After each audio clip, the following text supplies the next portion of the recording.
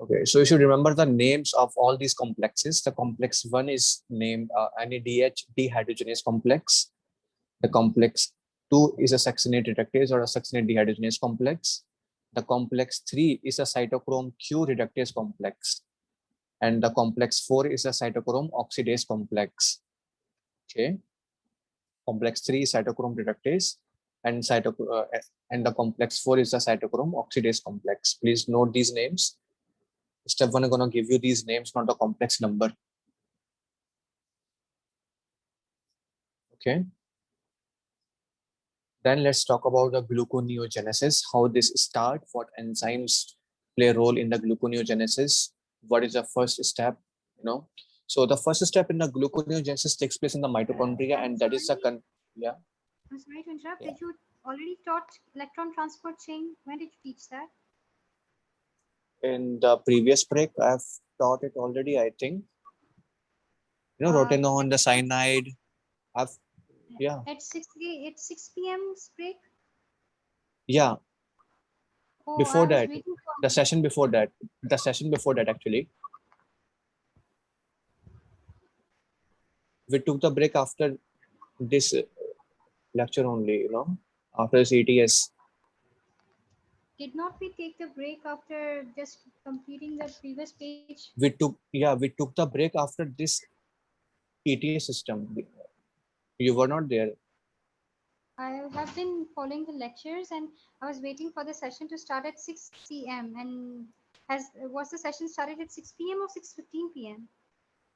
The session No, started at 4:30 previously there p.m. is one more session, sir. Actually, there is a in between. You send a link. No, maybe she doesn't attend that session. Oh, okay. Yeah, You forgot to attend. yes, Okay.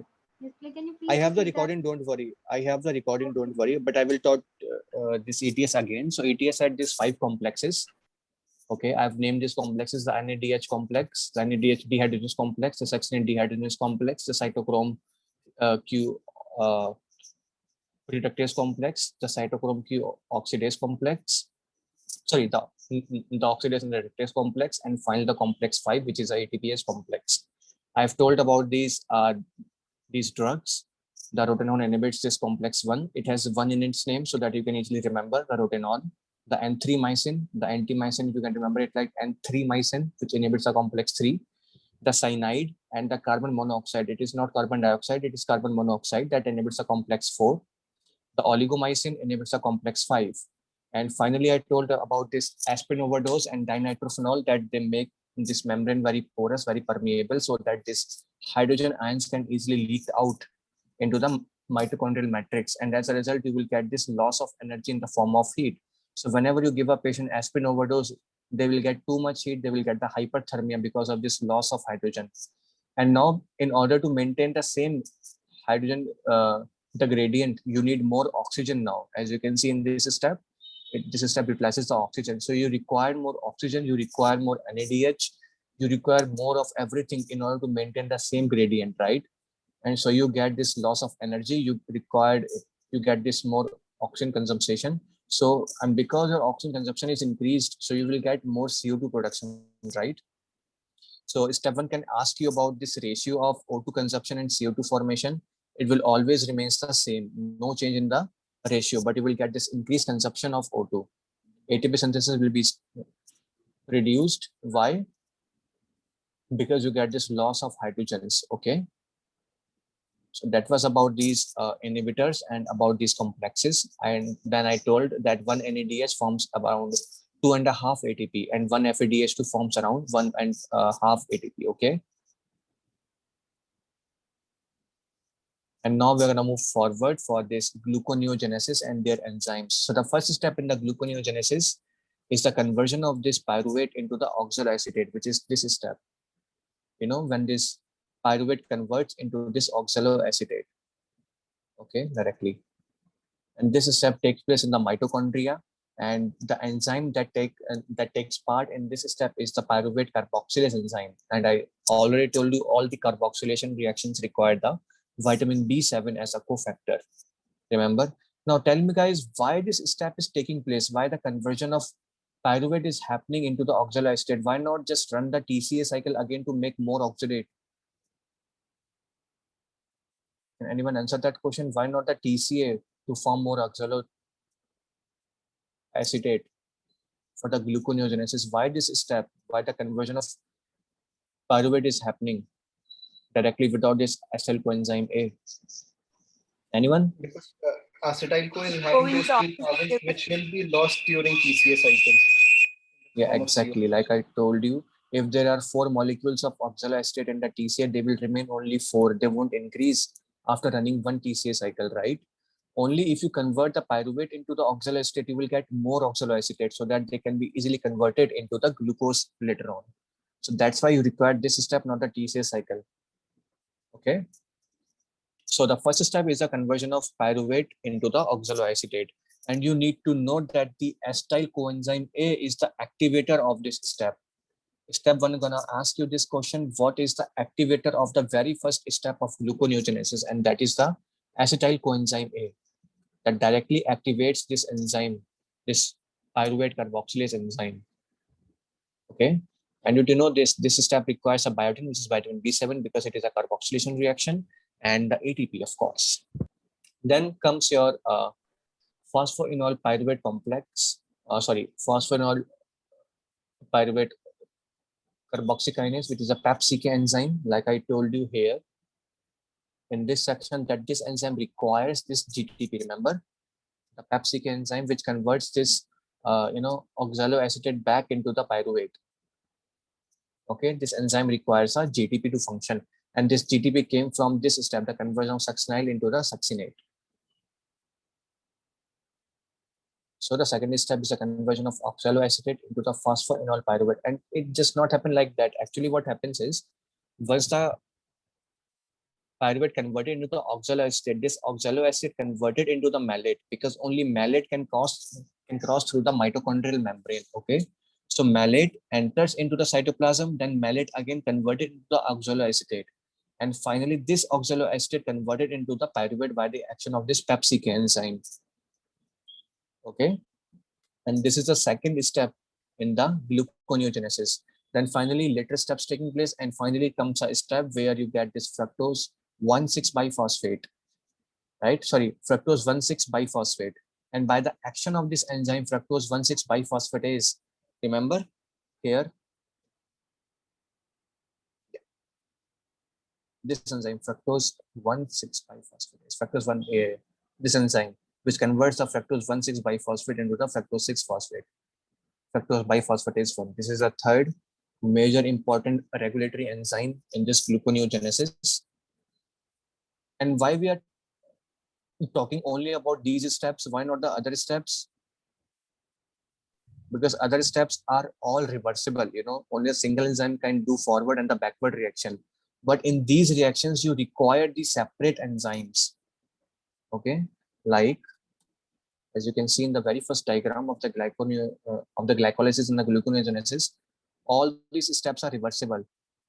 Okay, but only this step, which is this conversion, okay, and this step, the fructose 1,6 to fructose 6 phosphate, they requires a separate enzyme, the enzyme number 8, which is a fructose 1,6 biphosphatase. This step, which leads to the formation of glucose, they require a separate enzyme, which is your glucose 6 phosphatase. And similarly, this step, which is a conversion of pyruvate to oxaloacetate, it requires number 15, which is pyruvate carboxylase. And the conversion of oxaloacetate to the phosphoenol pyruvate requires a PAPCK enzyme. So that's why we are studying only about these enzymes, not the every enzyme of this pathway. Okay. And you should remember the citrate is an activator of this fructose 1,6 biphosphatase. Remember, I told you citrate is required for the synthesis of your fatty acids. And for the synthesis of fatty acids, you need to stop your TCA cycle and your glycolysis. And that is done by the citrate. Okay, AMP is the inhibitor of this step. Okay, and finally fructose 2,6 biphosphate. Like I told you, if there is a fructose 2,6 biphosphate, you will get more activation of phosphofructokinase 1, so that you can get more glycolysis and less gluconeogenesis. And this substrate is inhibited by the glucagon and activated by the insulin. Okay, and then finally comes our glucose 6 phosphatase. Like I told you, the last step, can anyone know the location of this enzyme? Glucose 6-phosphatase?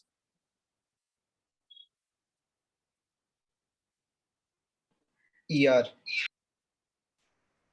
Where? Endoplasmic reticulum. No. Which endoplasmic reticulum? Smooth endoplasmic reticulum. Yeah, please remember this fact. The last step of the gluconeogenesis, the glucose 6-phosphatase is present in the smooth endoplasmic reticulum. And you guys should also need to remember this one fact: why you are converting the glucose into the glucose 6-phosphate at very first place. Why there is a conversion of glucose to glucose 6-phosphate is happening.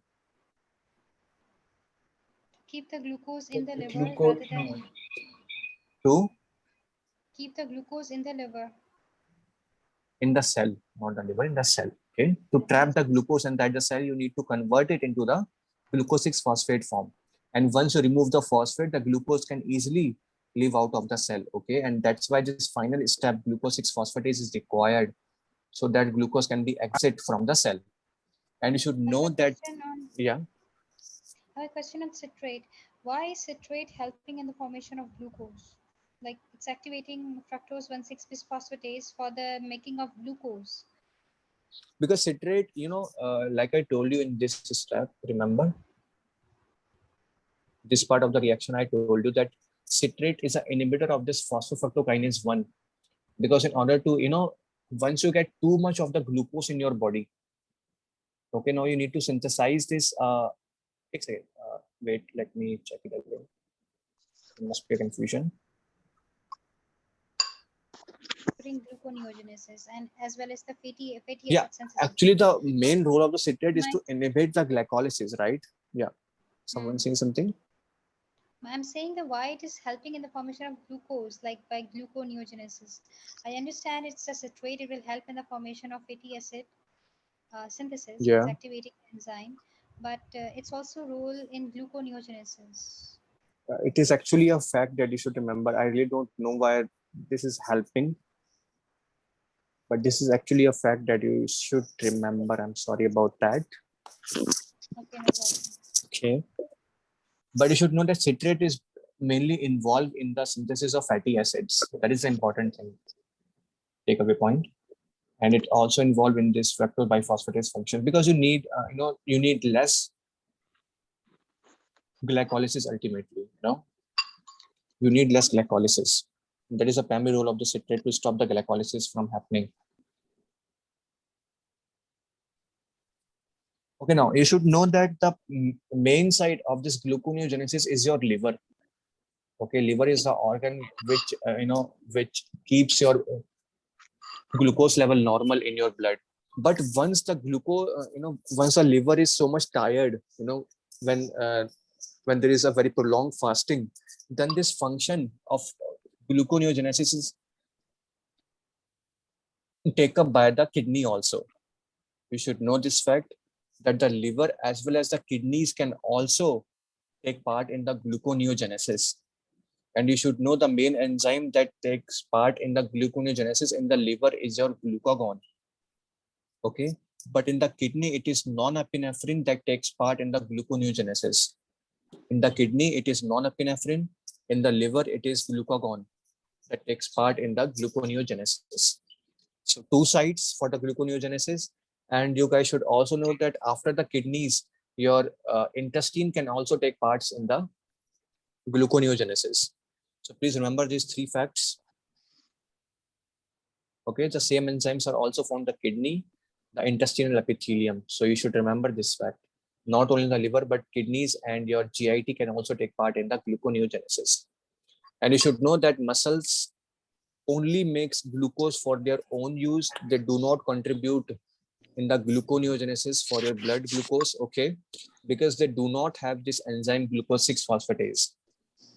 So whatever glucose they're going to form, they will use it for themselves only, not for other organs, okay? And then other link up for the gluconeogenesis that you should remember that any molecule or any substrate that is being converted into this, the pyruvate they can take part in the gluconeogenesis. Any substrate which can be converted into any substrate of this TCA cycle, they can take part into the gluconeogenesis by converting into the oxaloacetate. So you should know about these things. Let me go back here again. Let me show you guys. So this alanine is converting into the pyruvate, as you can see here. The lactate is being converted into pyruvate, as you can see here. So they both can take part into gluconeogenesis. They can convert it into the pyruvate and then the oxaloacetate and finally into the phosphoenol pyruvate and then into the glucose. So alanine is a main amino acid that is being used in the gluconeogenesis, especially in your muscles. You will study that later. Okay.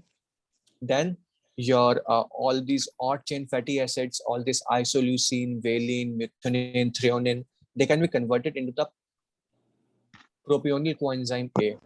Okay, They and are then not finally into odd the chain. They are not odd chain fatty acids. They are branched chain amino acids. I think I'm you're talking about odd chain fatty acids and the amino acids. And They are different yeah. things. And amino acids. These are different things. Okay, branch chain amino acids and odd chain fatty acids.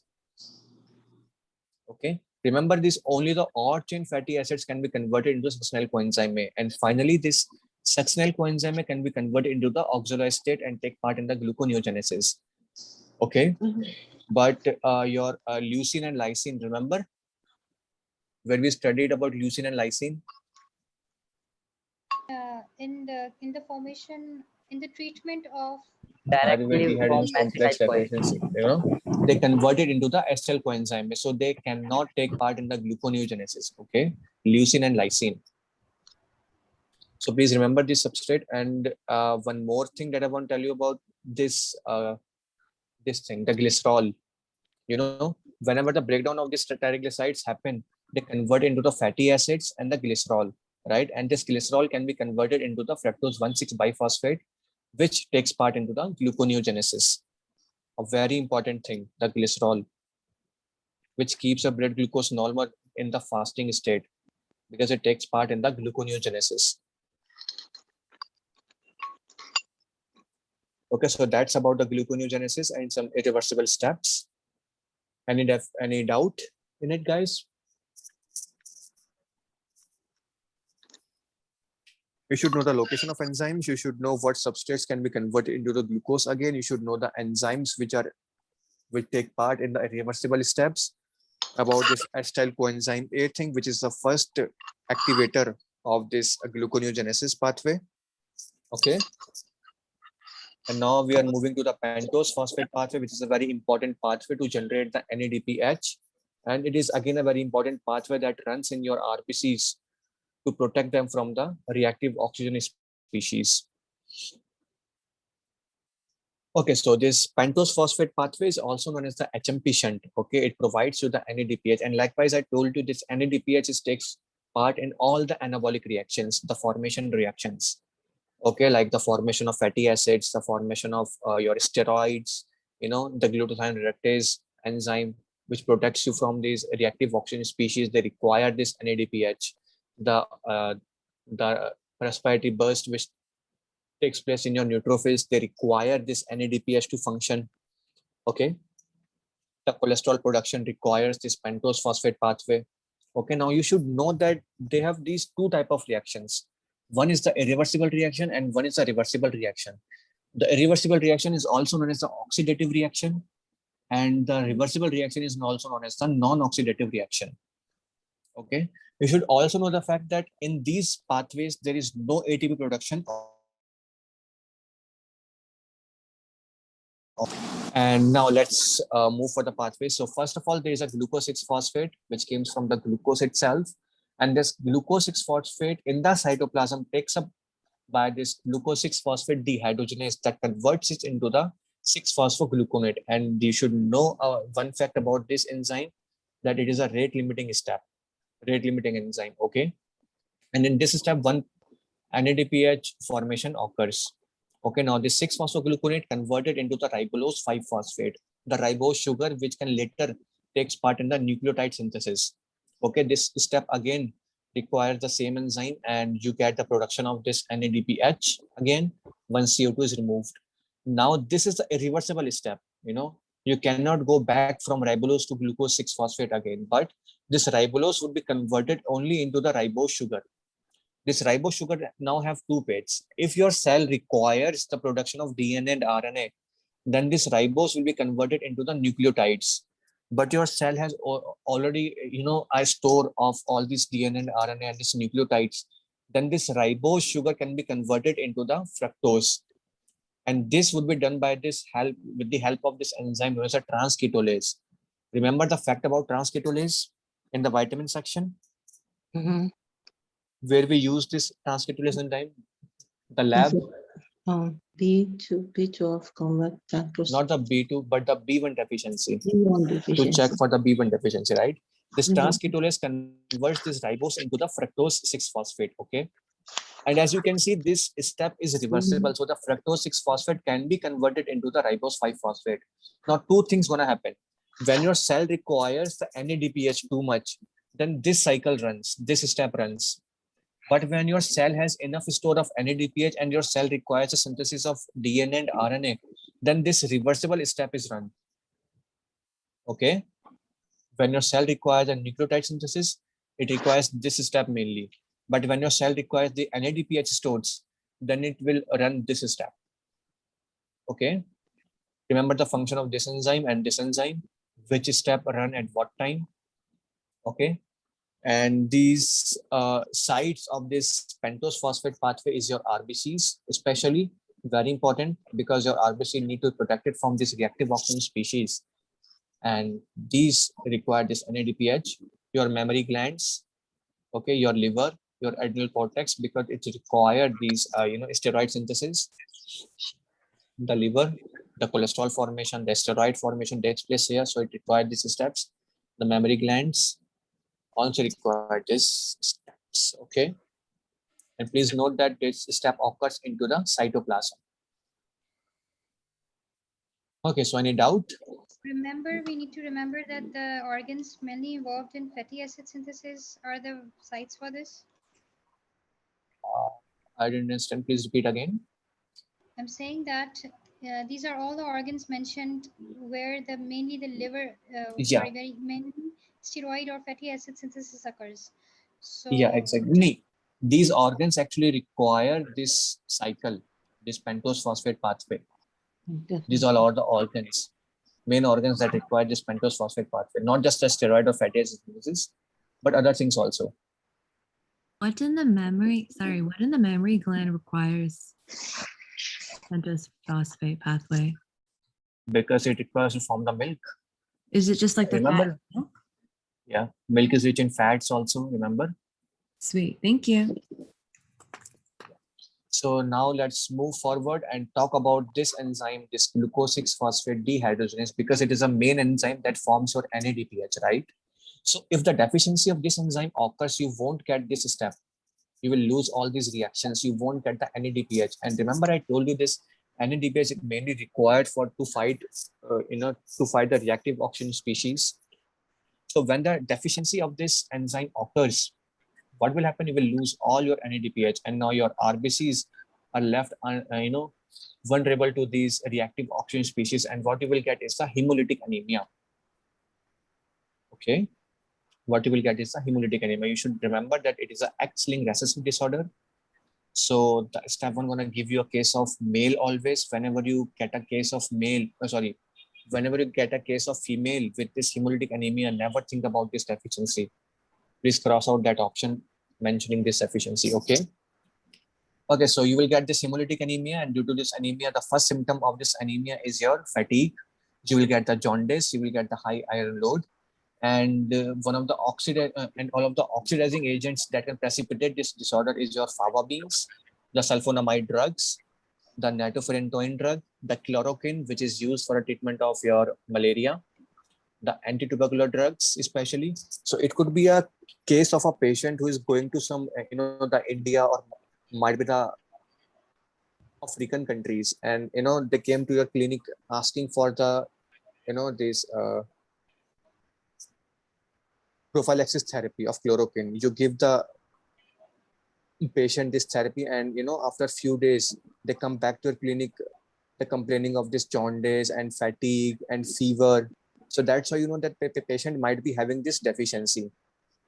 Okay, you should know the steps why this deficiency causes actually all these things. You know, because this glucose 6-phosphate converted to the 6-phosphogluconate by the action of this enzyme.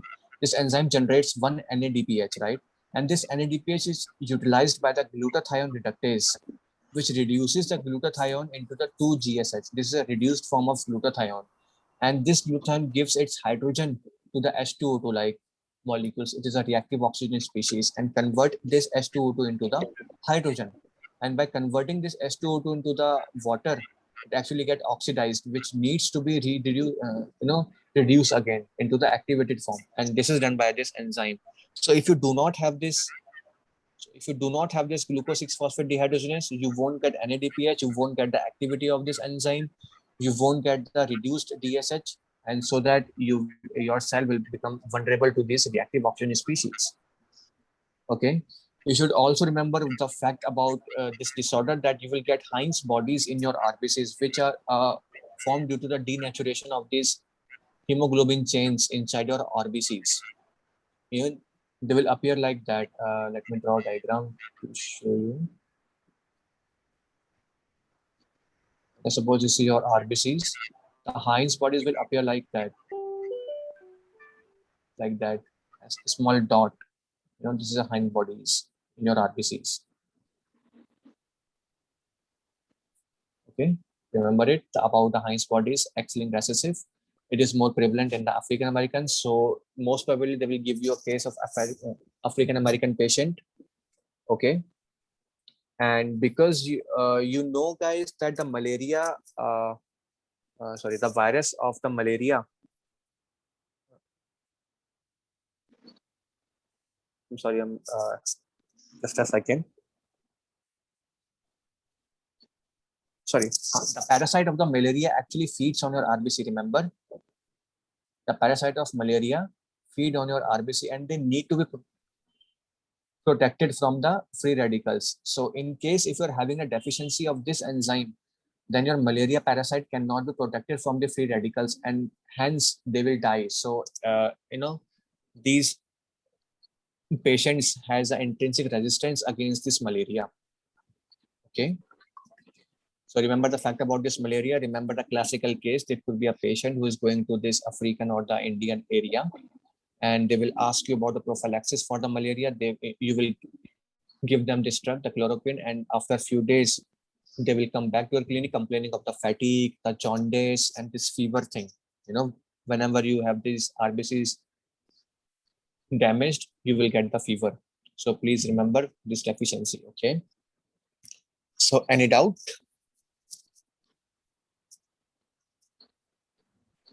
No, we're good.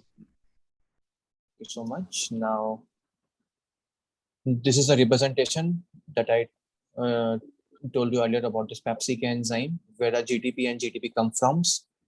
Okay. Nothing new. Okay, so now let's talk about the metabolism of fructose and the galactose. Like this F is shown already here in the summary. There is this metabolism of galactose and there is this metabolism of fructose. We will talk in detail here now. Okay, so the metabolism of fructose. Whenever you ingest a fructose, where you will find fructose? In what food? Fruit. Fruits. Yeah, fruits. Fruits are rich in fructose. Whenever you eat a fruit, you will get fructose in your body. Now, remember I told you about this fructokinase enzyme, which converts a fructose into fructose 1-phosphate. What does the hexokinase do?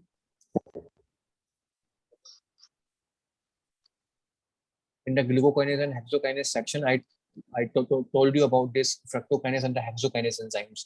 Remember? Makes it G6. Yeah, exactly. Fructokinase converts the fructose into fructose 1-phosphate, but hexokinase converts the fructose into fructose 6-phosphate. You need to remember this fact again. So fructose, when comes into your liver, the liver has this enzyme fructokinase. It will convert some fructose into fructose 1-phosphate. Now, by the action of this enzyme, the aldolase B You will convert the fructose into dihydroxyacetone phosphate or the glyceraldehyde. Okay. Now, remember I told you a reaction where this glycerol is being converted into the glyceraldehyde for the gluconeogenesis. This reaction is reversible. So the glyceraldehyde can be converted into glycerol, and this glycerol can be take part into the fatty acid synthesis, the triglycerides. Okay, or this dihydroxyacetone phosphate can takes part into the the glycolysis. It will become the glyceraldehyde and finally goes to the glycolysis. You should just remember about these two enzymes, the fructokinase and the aldolase B. If you get the deficiency of this fructokinase, then you cannot metabolize the fructose in your liver only, because only the liver and the kidney have this fructokinase, right? All other cells have this hexokinase enzyme, which can still utilize the fructose in the glycolysis. Okay, so when you get a deficiency of this fructokinase enzyme, you will get something known as essential fructose urea. You should need to remember one fact, that it is absolutely asymptomatic condition. You won't get any symptom because all of your cells can still utilize the fructose. What you will get is the sugar in your urine, fructose urea you will get. Okay, whenever you do a urine dipstick test, it will get negative, but the reduction test will get the positive. We will do two tests. The first is a copper reduction test for the reducing sugars, and second is a urine dipstick test, which is specifically done for the glucose. So whenever STEM mentioned about something like a copper reduction test, which is positive, and the urine dipstick test, which is negative, so you should instantly know that it must not be the glucose, but the fructose or the galactose, because both of them are the reducing sugars. So you should know that is an autosomal recessive disease. Fructose is not trapped inside the cell, especially livers, but other cell can still utilize the fructose, like hexokinase, which converts of fructose into the fructose 6-phosphate. So fructose will appear in blood and in the urine. The patient have very asymptomatic or some milder symptoms. They will just get this fructose urea. Okay, asymptomatic condition. Now comes the deficiency of this aldolase B. Remember I told you one thing, that you need to attach a phosphate group to the glucose or the fructose or the galactose in order to trap these molecules inside the cell, right? So if you get a deficiency of this aldolase B, what's going to happen is this fructose 1-phosphate going to trap inside the cell. If you get a deficiency of fructose kinase, then you won't trap this fructose inside the liver. The fructose is, freely floating inside your blood so that every cell can utilize it. But in this scenario, because fructose is trapped inside your liver, no other cell can utilize this fructose. Only the liver can utilize it. But there's a deficiency of aldolase B happening, so that fructose 1-phosphate started accumulating inside your liver, and what you will get is a liver failure in this case. Okay, so it is again autosomal recessive disorder where there's a deficiency of aldolase B. As you can see, this fructose 1-phosphate is being trapped inside the cell. It is being accumulated inside the cell. So all this phosphate is going to utilize by the fructose. So phosphate is not available for other cells to function like ATP. It requires a phosphate. So ultimately, what's going to happen? You will lose all your energy stores of ATP. Okay, there's a loss of phosphate going to happen. Inhibition of the glycolysis is going to happen because you require the phosphate for the glycolysis step. Gluconeogenesis will be stopped. Okay. Oh, it is glycogenolysis. Remember, the glucose 6-phosphate will form after glycogenolysis. Glucose 1-phosphate will form after glycogenolysis. If there is no phosphate, there is no glycogenolysis can happen. Gluconeogenesis will stop. Okay. Urine dipstick will be negative, as I told you already, because it is for the glucose only. But the reduction sugar test will be positive. Okay, because fructose is a reducing sugar. Okay, so what you will get, because there is an inhibition of the gluconeogenesis going to happen, you will get a life-threatening hypoglycemia. And one of the major symptoms of this hypoglycemia is the hypotonia. Okay, the lactic acidosis and the ketoacidosis. And because you're trapping all these fructose 1-phosphate in your liver, you will get the hepatomegaly. You will get the raised ALT, AST thing. Okay, so what is the symptoms? Hypoglycemia, jaundice, cirrhosis, vomiting, lactic acidosis, and the ketoacidosis. Okay, and what is the treatment? Treatment is to reduce the intake of fructose, sucrose, because sucrose ultimately going to convert into the glucose and the fructose, and of course the sorbitol, because as you will study later in this section, the sorbitol ultimately gonna convert into the fructose. So you should avoid the alcohol also and this sorbitol thing. I have a question, and that is, Yeah. cirrhosis is because of the accumulation of fructose one phosphate in the liver. Yeah, exactly. Fructose 1-phosphate is being trapped into the liver, and that's why you're getting this hepatomegaly and cirrhosis. Liver damage is gonna occur. And because fructokinase is deficient, that's why the aldolase B is deficient. LSP. All the Yeah. other steps are stopped because entire body is converted, busy converting everything into fructose 1-phosphate. Yeah, no. Actually, what's happening is your fructose is being converted into fructose 1-phosphate after you ingest a fructose, right? But you require the phosphate for other steps also, to form the ATP.